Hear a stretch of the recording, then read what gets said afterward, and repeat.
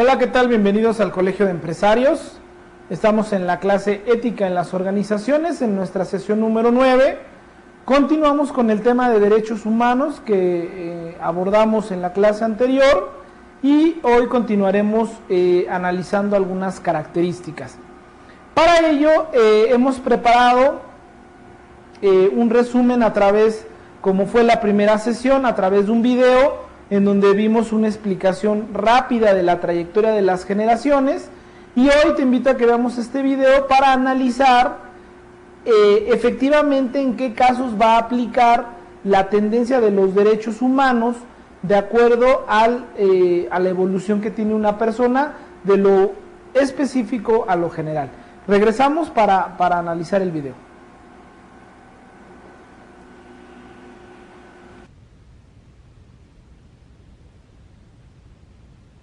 El mundo está formado por diversas culturas, países y personas. Sin embargo, más allá de las diferencias, existe un rasgo común fundamental. Todos los seres humanos nacen libres e iguales en dignidad y derechos. Así reza el artículo primero de la Declaración Universal de Derechos Humanos del 10 de diciembre de 1948. Los derechos humanos se han convertido en uno de los conceptos más importantes de la historia de la humanidad. ¿Pero qué son realmente los derechos humanos? ¿Quién es responsable de su ¿Y son realmente válidos para todos los seres humanos? Se entienden por derechos humanos aquellos que corresponden a toda persona por el solo hecho de serlo. Son innatos. Los derechos humanos tienen validez sin excepción para todo ser humano en cualquier parte del mundo. Son, por lo tanto, universales. Son válidos para todas las personas por igual, independientemente de su raza, religión, sexo, orientación sexual, color de piel, edad u otras características que puedan diferenciar a los seres humanos entre sí. Los derechos humanos forman parte del derecho internacional. Ya la Carta de las Naciones Unidas de 1946 contenía importantes pasajes dedicados a la protección y el significado de los derechos humanos. El primer acuerdo internacional al respecto es la Declaración Universal de Derechos Humanos de las Naciones Unidas de 1948.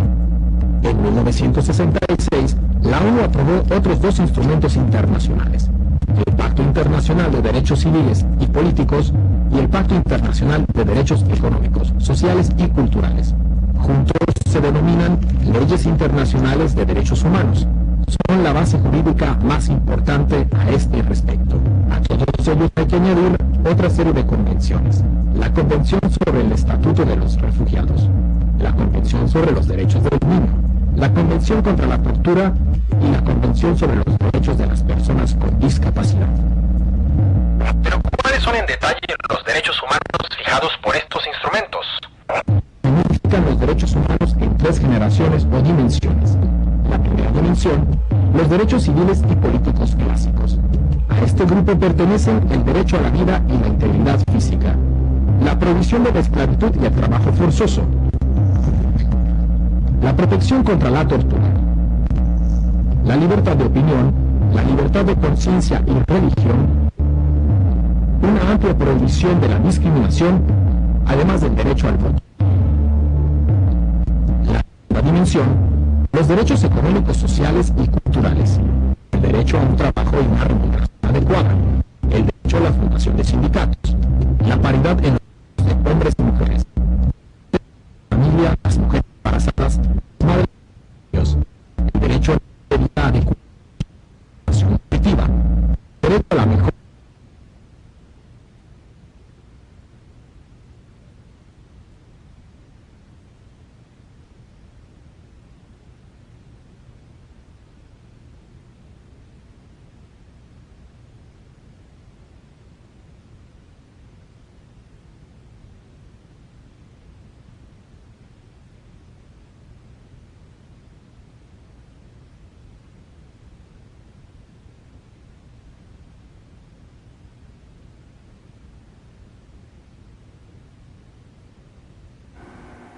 Bueno, vamos a continuar.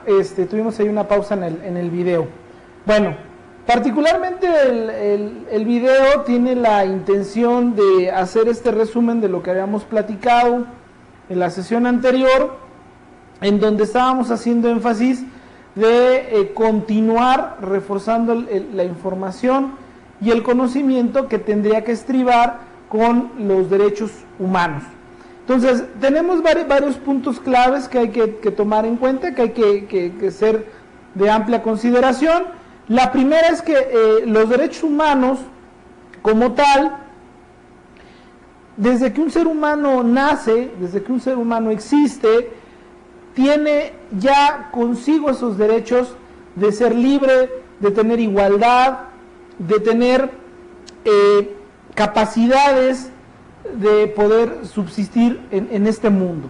Entonces, los seres humanos, cuando nacen, no importa de dónde seas, la pregunta era ahí, ¿los derechos humanos se aplican para todos los seres humanos? Claro que sí, son universales, y ello ha llevado a hacer algunos análisis a través de la historia, a través de estas generaciones, que nos ha llevado a ir siendo más escrupulosos y ir determinando que, primero, de acuerdo a la vida, a la seguridad, a la situación civil, a la situación política, nuestros primeros derechos. Posteriormente, en una segunda generación, hacer énfasis en la parte laboral, los derechos de vacaciones, los derechos gremiales, los derechos por situaciones de embarazo, las situaciones por derecho a todo lo que tiene que ver con la seguridad social. Y la parte cultural también da esa facilidad de poder tener derecho a una religión, poder tener derecho a un culto, poder tener derecho a la educación, a la salud, a un sinfín de números en los cuales estaría basada nuestra propia derecho. Y obviamente institucionalmente, al ser situaciones universales, recae en el derecho internacional tener un amplio espectro sobre el manejo, regulación, mantener este respeto que habíamos hablado como palabra clave de la sesión pasada, a través de la ONU para poder ejercer este tipo de validaciones. La ONU da 30 tipos diferentes de derechos humanos y a través de algunos tratados que se vinieron dando en los años 40, 60 y 70 fueron dando pie a poder establecer convenios y acuerdos. Eleanor Roosevelt, persona clave que fue impulsora para poder negociar, para poder homologar, para poder unificar los criterios de derechos humanos que se establecieron en la ONU. Una persona influyente, política, para poder que los estados implementaran en sus legislaciones este tipo de derechos y que no solamente quedara en reflexión, sino que fuéramos a la acción. Y para ello vamos a ver el caso concretamente mexicano de este tipo de situaciones que no sé que no desconoces, pero que es importante mantener pendiente, mantener en el conocimiento el uso. Y hablaríamos en este caso concreto, en este momento, de la Constitución política como ley suprema, y en la cual ya desde 1917, que fue la reforma más reciente que tuvo la Constitución, se habla, se mantienen rasgos ya de derechos humanos y en algunas otras se puntualizan a través de unos apartados. Pero fue creada al final de la Revolución de 1910, nuevamente vemos que al término de un movimiento social, al término siempre de un movimiento de guerra, surge esta reconciliación con el mundo, surge esta reconciliación con las buenas costumbres, con el acto de cómo llevarnos mejor, para poder ayudar a mejorar. Obviamente en esos entonces en México la figura más importante fue el sufragio y la intención era que la revolución venía de una dictadura de 30 años de Porfirio Díaz, lo cual generaría una democracia o generaría en la parte política tener derechos de ciudadanía más fuertes, que también son contemplados dentro de los derechos humanos, pero eso sería la piedra angular con la cual se establecieron los primeros parámetros de modificación para la Constitución. Entonces, teniendo este antecedente en México, la Constitución mexicana establece una forma de gobierno que es democrático y republicano, y establece también 3 tipos de poderes, que en este caso serían el ejecutivo, el legislativo y el judicial. Y la diferencia de los órdenes de gobierno como nivel estatal, federal y municipal. Incluye también los derechos fundamentales de los ciudadanos mexicanos y de las personas que vivan en el país, junto con las distintas formas para proteger y garantizar su bienestar. Para ello, los derechos humanos están también protegidos por un derecho internacional. Perdón, ya habíamos comentado que los derechos humanos como tal ya traen una protección internacional y también están realizados de manera conjunta por gobiernos de distintos países, y los gobiernos son los encargados de vigilar y asegurar el respeto de los derechos humanos. A la par existen organismos intragubernamentales o no gubernamentales que vigilan el cumplimiento de tales labores, como podría ser la Comisión de Derechos Humanos, los colegios internacionales de derechos humanos latinoamericanos y colegiados también por académicos que se encargan de vigilar que los derechos se cumplan. Ahora, vamos a entrar en concreto y en materia cómo son los derechos humanos, en qué términos se consideran en México bajo ese estricto sentido. Lo primero, hablaremos de un derecho humano, sería la igualdad. Es muy parecido a los valores. Lo que quiero que te des cuenta es que llevan una relación directa muy parecida a los valores, pero tienen una connotación ya aplicada de manera diferente. Y cuando hablamos de la igualdad en México todas las personas tienen derecho a gozar y disfrutar por igual de los derechos que otorga la Constitución y los tratados internacionales. El origen étnico, nacional o género, edad, discapacidades, condición social, condición de salud, religión, opiniones, preferencias sexuales, estado civil o cualquier otra, no pueden ser motivo de ventaja o desventaja legal, administrativa o judicial para los individuos. ¿Cuántas personas no son contratadas porque tienen SIDA? ¿Cuántas personas no son contratadas porque están embarazadas? Obviamente depende de las circunstancias de la empresa. Son palabras fuertes, son situaciones que, bueno, pues yo te quisiera ver en tu lugar a ver si es cierto, pero la realidad es que hay que estar preparados para no ser discriminados en ese sentido. Es difícil, es complicado, es un tema polémico, pero que determina tu orientación en tu carácter ético y que no tendríamos por qué entrar en un debate de que no eres igualitario. Por otro lado, hablaremos qué pasa con la igualdad ante la ley. Cuando hablamos de igualdad ante la ley, estamos hablando de que la prohibición de ser juzgado conforme con las leyes privativas o a través de tribunales especiales significa que no se puede crear una ley o un tribunal especial para juzgar un caso específico. Esto es que cuando tomas la ley en tu mano, la ley es clara, los juzgados, pero a veces, repito, hay desafortunadamente jueces que no aceptan los casos.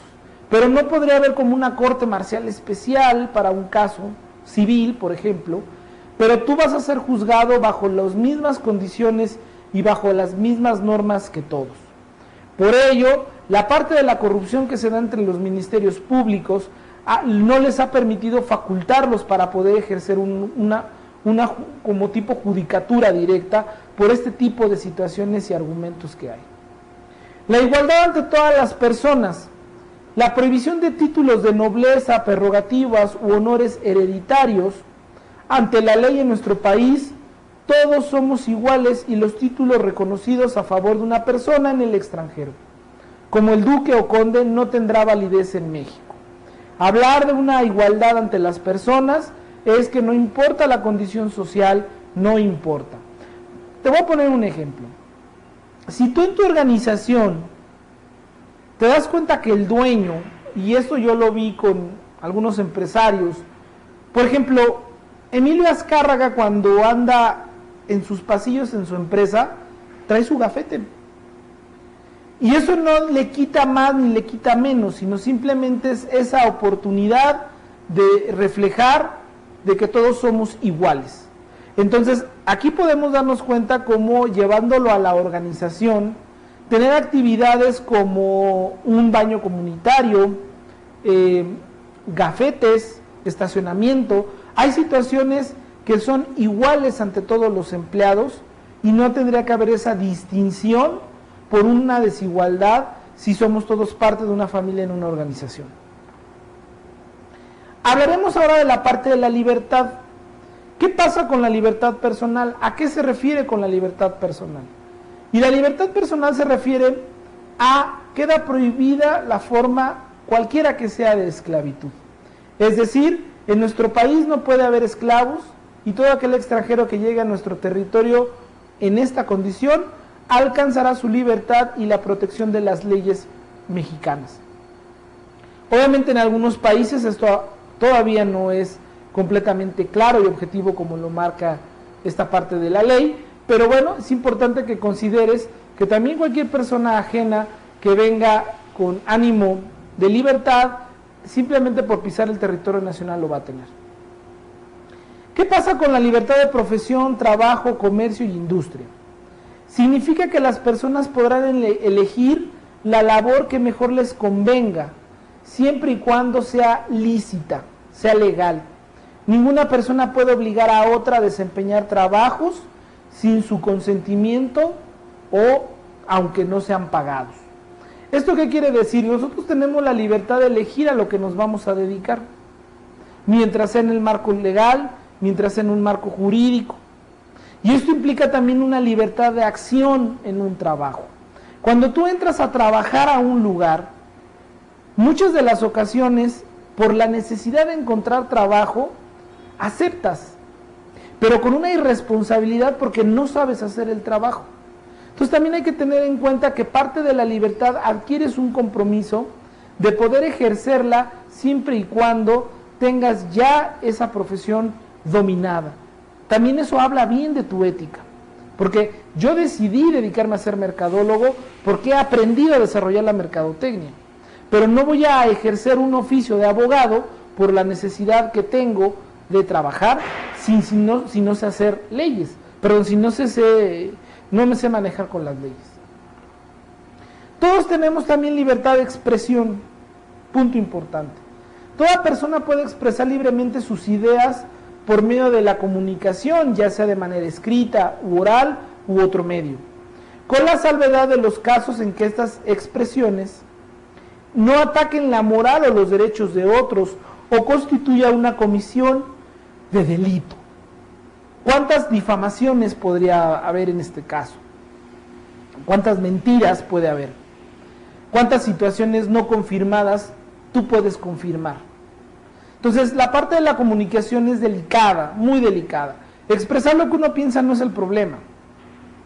El problema es expresar lo que no es de uno. Te conviertes en el vocero de las mentiras. ¿Qué pasa con la libertad de imprenta? La libertad de imprenta es aquella libertad para gozar, o que gozan todas las personas, para poder escribir, publicar artículos de cualquier asunto o suceso, en materia simple o cuando se afecte la vida de un tercero o la estabilidad social.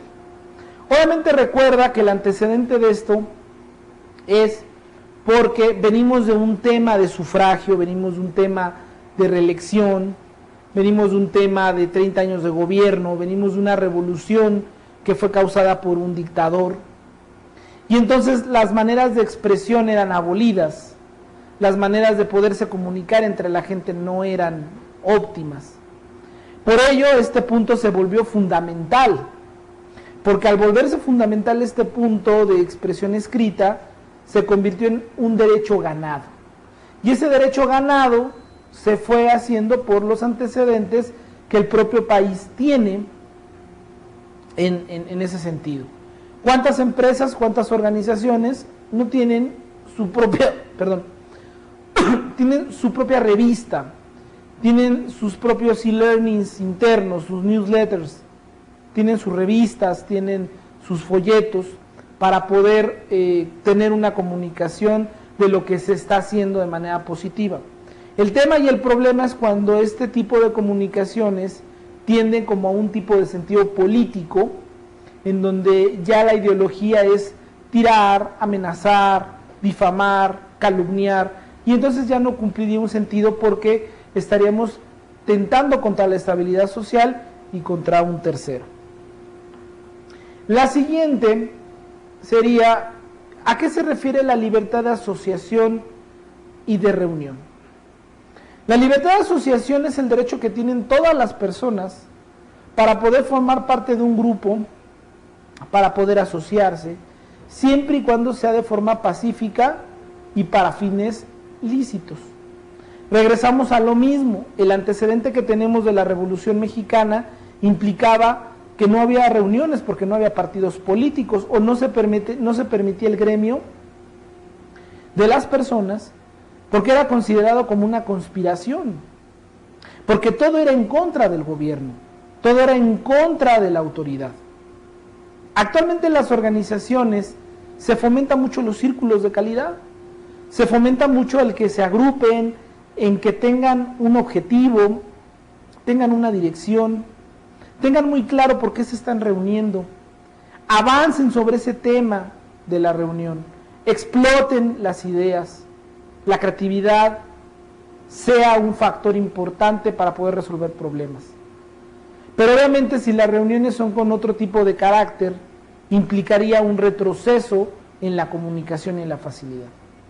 Pero la libertad de reunión en general, con fines, por ejemplo, políticos, también es considerada aceptable porque el IFE, porque lo contemplan como agrupaciones civiles, como agrupaciones no gubernamentales, como agrupaciones políticas, porque ven algún problema en la sociedad que determinarían que no está resuelto de manera óptima y ellos pudiesen participar.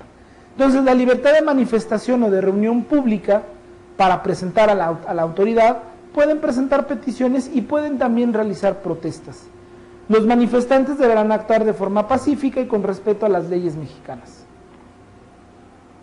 Entonces, la próxima vez que te agarre una marcha en el periférico, pues parte de su derecho. La libertad de tránsito y de residencia. Los habitantes mexicanos podrán entrar y salir del país, viajar de un lugar a otro, dentro del territorio mexicano o mudar su residencia sin que requieran para ello de algún permiso o documento legal. Existen restricciones a esta libertad, así lo determina la autoridad judicial o administrativa. Si estamos en un proceso administrativo judicial, pues posiblemente haya un arraigo y en esos momentos nosotros tendríamos una limitante para poder continuar con esta libertad de tránsito y de residencia. Obviamente el registro a través de los pasaportes, a través de las visas, también implica un control de cuando vas a hacer cambio de país. Todos también tienen derecho a una libertad religiosa. La libertad religiosa es cuando toda persona se encuentra en nuestro país y tiene el derecho a profesar la religión o creencia filosófica que desee. Incluso puede cambiar de esta si así es su deseo. Y el derecho que tienen este tipo de personas para practicar las ceremonias o ritos que les exija su religión. Este tema hoy es importante comunicarlo, platicarlo, porque muchas de las empresas son contrarias a este tipo de derechos. Yo encuentro demasiado fanatismo en algunas religiones llevadas al extremo, por ejemplo, de las actividades laborales. No participan porque ciertas religiones prohíben ciertas actividades, por ejemplo en las escuelas. Pero también los trabajadores tenemos que ser muy insistentes en el respeto a personas diferentes. Yo me he encontrado en muchas empresas, muchas vírgenes de Guadalupe, que los empleados ponen. Y si tú no eres creyente de la Virgen de Guadalupe, te excluyen o te dicen, ¿sabes qué? Pues tú no eres de mi comunidad, y siendo obreros todos. Y creo que eso está mal. Porque finalmente la libertad y el respeto se tiene que dar. Entonces, si tú permites que en tu empresa o en tu organización haya este tipo de situaciones, tendrías que permitir que las personas que son de otra religión pudiesen hacer algo similar o una ofrenda. Entonces, son situaciones ya muy particulares que tú vas a resolver, pero que sí implica y que sí te diré que legalmente todos tienen el derecho de creer en lo que ellos quieran. Y que de alguna manera esa influencia en la empresa, ese esoterismo de las culturas que se dan en las empresas, van determinadas por la cabeza cómo se tienen que hacer. Muchas empresas otorgan el 12 de diciembre por cuestión de tradición y de cultura.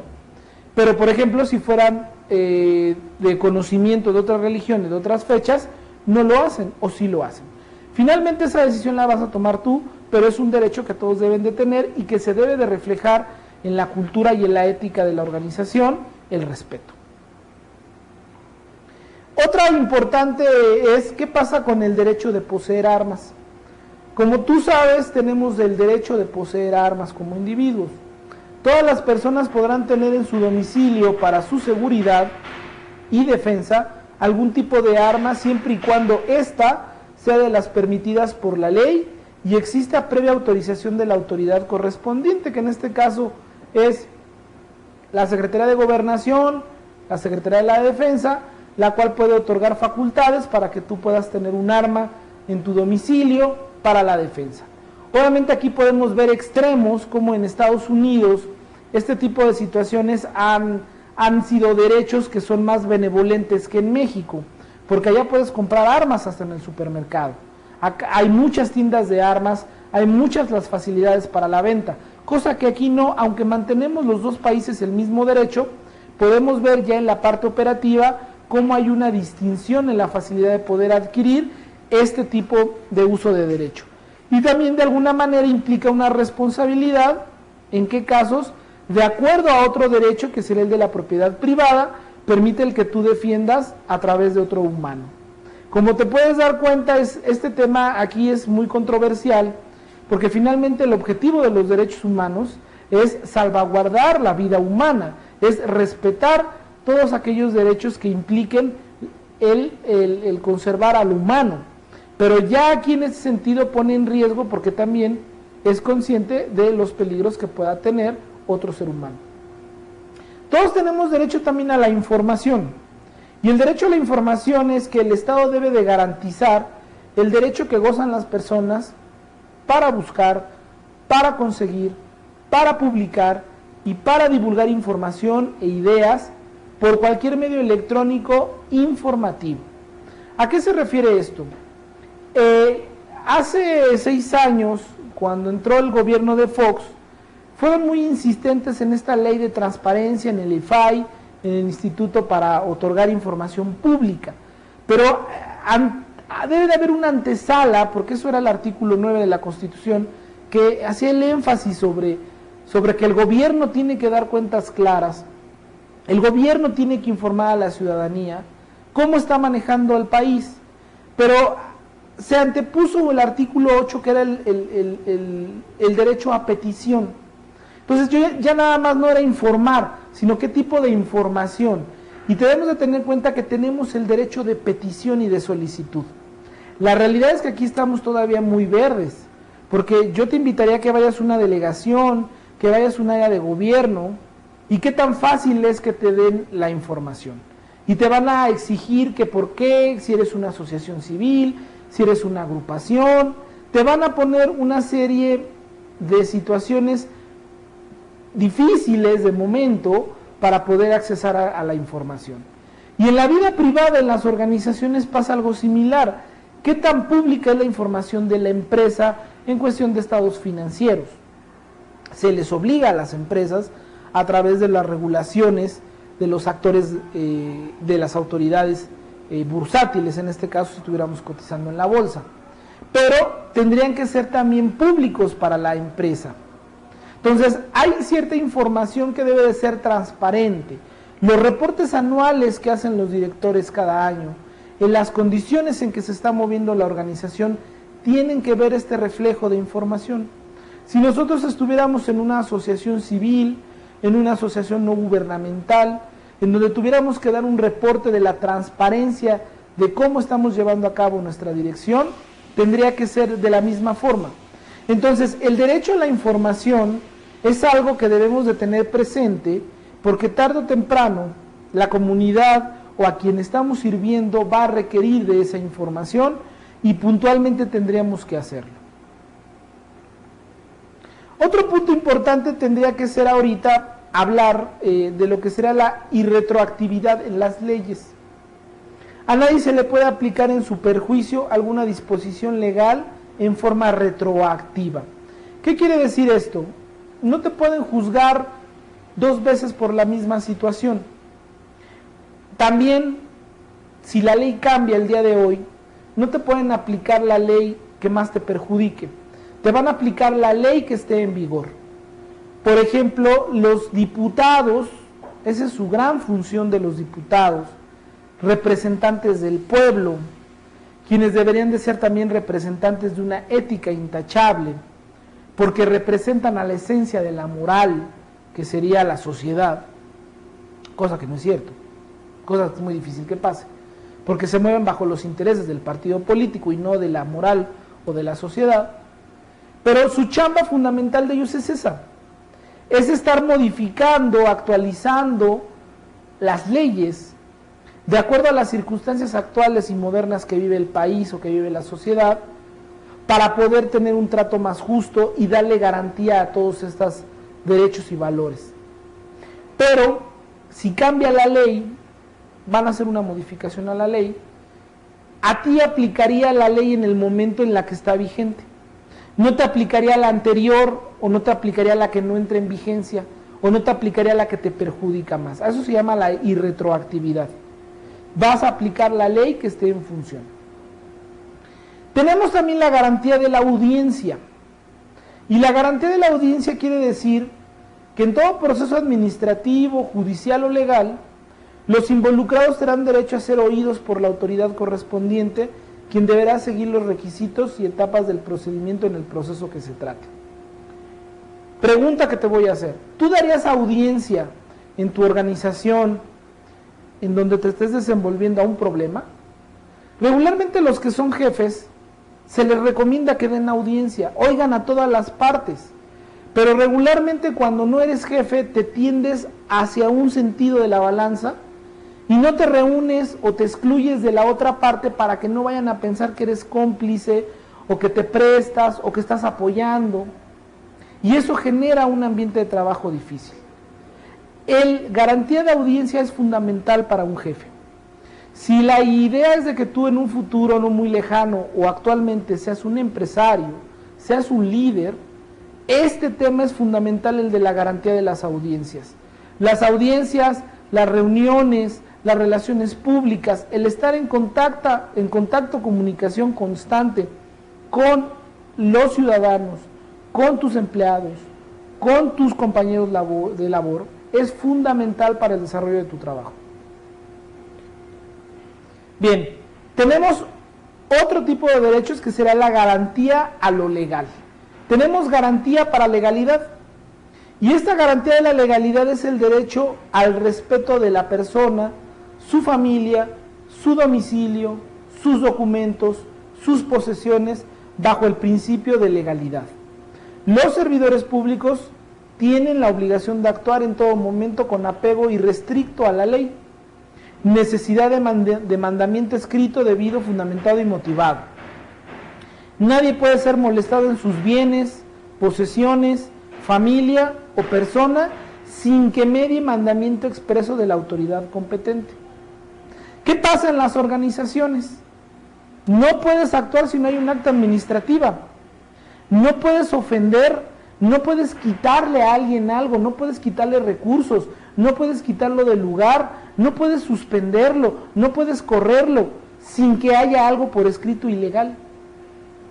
Y este tema es muy importante porque muchos tenemos arranques por no conocer cómo debe de actuar uno. El que tú ofendas a alguien implica y impacta en su familia. El que tú determines es un despojo, el que no lo hagas de manera legal. Entonces yo te invito a que cuando vayas a hacer algo en la organización, sea legal. Y a veces lo legal es tardado, eso es lo malo.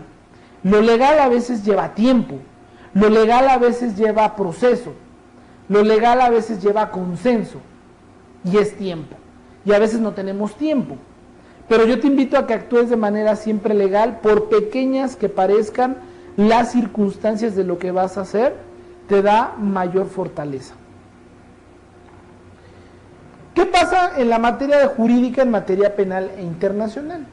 Esta parte es importante porque los derechos humanos, una gran parte de ellos está destinado a cómo se manejan en situaciones de detención penal y cómo se manejan en situaciones cuando hay presos. Repito, ya lo habíamos mencionado, no es que dejen de tener derechos, cambian sus derechos. Pero es importante tener en cuenta que cuando una persona tiene la prohibición de celebrar pactos restrictivos de derechos humanos, que así se le llama, es que no se autoriza la celebración de tratados y convenios internacionales con aquellos cuerpos legales que están recluyendo personas. La prohibición de extradición de reos políticos, por ejemplo, no podrá autorizarse la extradición de aquellas personas que sean perseguidas por motivos de asunto de naturaleza política interna del país. Entonces, hablar de reclusos es hablar ya de muchos temas. El tema más fuerte fue el de Floras Cassel, que inclusive hasta el presidente de Francia pidió su extradición para que fuera juzgada en las políticas francesas. Pero, por los antecedentes, por el tipo de caso, el gobierno mexicano no accedió. Controversia que se sigue actualmente. Pero finalmente también los derechos de una persona que tiene problemas deben de ser tratados en el orden que le toca. No vamos a profundizar en ese tema porque es un tema muy particular del área penal. Bien, ¿qué pasa cuando hablamos de la palabra inviolabilidad de las comunicaciones privadas? Toda persona tiene derecho a que se respete su intimidad, salvo la orden provenga de la autoridad competente y por escrito. ¿Qué quiere decir? Cuidado. Está prohibido andar de metiche, oyendo conversaciones ajenas, interviniendo teléfonos, interviniendo conmutadores. Es prohibido. Pero obviamente estamos hablando en cuestión privada. En cuestión de una organización, en cuestión de una empresa, es válido por cuestiones de seguridad, por cuestiones de controversia, por mejorar el servicio al cliente, por ser congruentes en que la información que reciba es exactamente lo que entendimos. Inclusive ya hasta por contrato es necesario que tengamos claro para que no haya malos entendidos, pero en cuestión privada es ilegal. Debemos de tener también y mantener seguridad jurídica en materia de órdenes de aprehensión. La imposición de penas que es exclusiva a la autoridad judicial, artículo 21, la autoridad administrativa está impedida para imponer pena alguna de las previstas en los códigos en la materia. Solo podrá aplicar sanciones por las infracciones a los reglamentos gubernamentativos y políticas que consistan en multas o arrestos hasta por 33 horas. ¿Qué pasa con las empresas? ¿Cuántos gerentes actúan de una manera jurídica no legal? Ellos ya saben qué pena te va a tocar, ellos ya te están sancionando, ellos ya te están castigando sin saber si ellos son los que dan la sanción. Es importante que tú determines o que seas muy consciente en tus emociones, que cuando tú vas a sancionar a tus equipos de trabajo o a tus colaboradores, tengas consciente si tienes la facultad de hacerlo o si no. Porque si no la tienes, porque si tienes que consensarlo, porque si tienes que ejercer una petición, pues sería cuestión de no alocarse y actuar de manera legal. Muchas personas castigan sin tener la facultad de hacerlo. Y hay que tener en cuenta que en este contexto, las emociones y el trabajo en equipo y todo juega un papel importante. ¿Sale? Ya estamos llegando casi al final, ya vamos a terminar con nuestro modelo. ¿Qué pasa con la inviolabilidad del domicilio? Cuando la autoridad requiere hacer un careo en el domicilio de una persona, tendrá que recabar una orden expedita de la autorización competente para poder con claridad visitar, poder dejar un acta bajo circunstancias legales. En todos estos casos, la autoridad administrativa deberá expedir una orden correspondiente por escrito, legalmente hecha.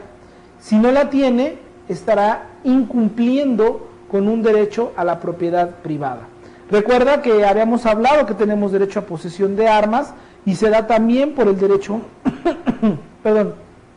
a la propiedad de territorio. Nadie puede ser molestado en su domicilio por bajo ninguna circunstancia legal. Y bien, seguimos con las garantías del proceso en materia penal. Si en algún momento dado llegas a tener esta situación, ¿cuáles son las garantías de derechos que deben de respetarse? Es que en todo proceso de materia penal, cuando se considera así el incidente, tiene que haber una parte acusadora, no nada más. Debes de conocer el nombre de quien te está acusando, debes de conocer el delito al cual se te está atribuyendo la detención, debemos de tener un intérprete en dado caso que no sea en una lengua diferente, debemos de conocer el delito, debemos de tener una averiguación previa dentro de las primeras 48 horas, tenemos que ser careados, debemos de ser juzgados de forma pública por un juez, a que se le dicte sentencia dentro de los 4 meses, a que un tribunal superior revise la sentencia y que nadie puede aplicar en su perjuicio alguna disposición legal de forma retroactiva. Son los derechos que tiene toda persona. Bien, ¿qué pasa con el derecho a la nacionalidad? Es un tema que ya habíamos hablado con anterioridad, y el derecho a la nacionalidad es que ya habíamos hablado que cuando toda persona llega al país, tiene derecho a hacerlo, pero el Estado mexicano adquiere por nacimiento la nacionalidad mexicana dentro del territorio nacional, y un extranjero o bordo de un embarcadero o aeronave mexicana también lo podría hacer, y bueno, pues todos tienen derecho a ser mexicanos. Tenemos el derecho a petición, que ya habíamos hablado con él con anterioridad, que es el que gozan las personas para poder hacer solicitudes a servidores públicos o instituciones.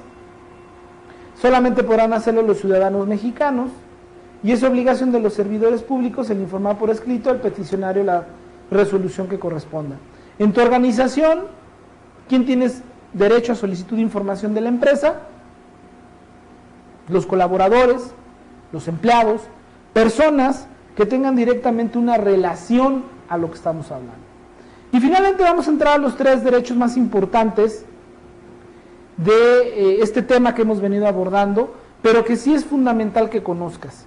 Es fundamental que tengas consciente cómo se maneja la ley y cómo se manejan los derechos humanos en el país. Es un poco tedioso, lo sé, es un poco cansado, es un poco aburrido, pero es fundamental que lo conozcas y que no pasemos de la oportunidad de estudiarlo y de conocerlo, porque es la oportunidad que tenemos. Y algo muy importante es que todos tenemos derecho a la educación, todos tenemos derecho a la autorrealización, todos tenemos derecho a la superación personal.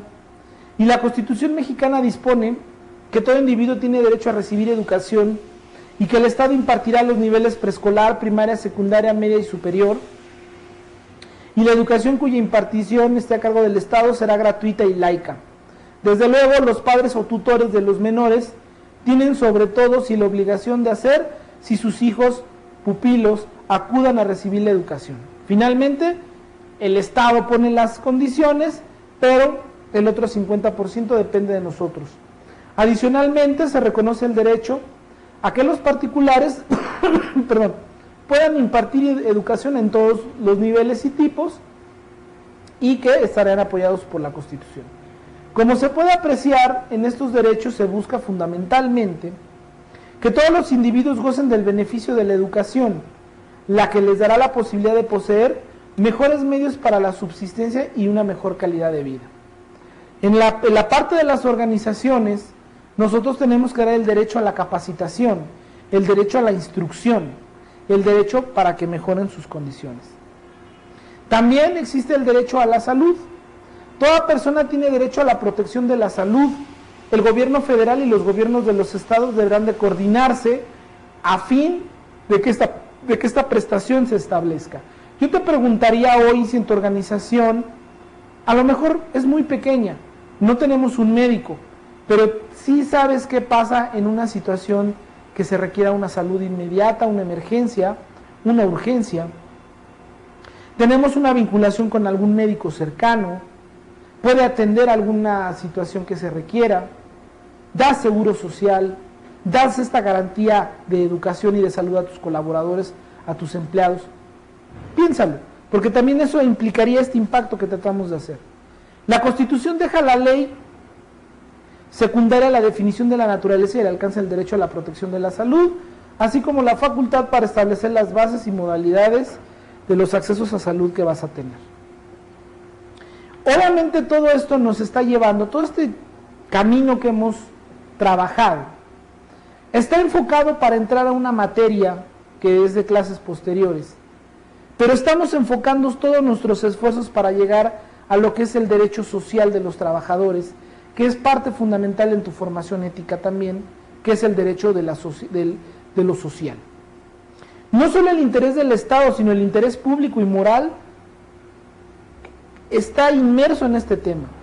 Todas las personas, además de tener derecho a un trabajo, a ser libres, a desempeñar el trabajo que deseen, deben de hacerlo en las mejores condiciones de igualdad, deben de hacerlo en las condiciones cero discriminación, deben de hacerlo en las condiciones de salud e higiene, deben de hacerlo en condiciones de salarios bien remunerados, deben de hacerlo bajo descanso también.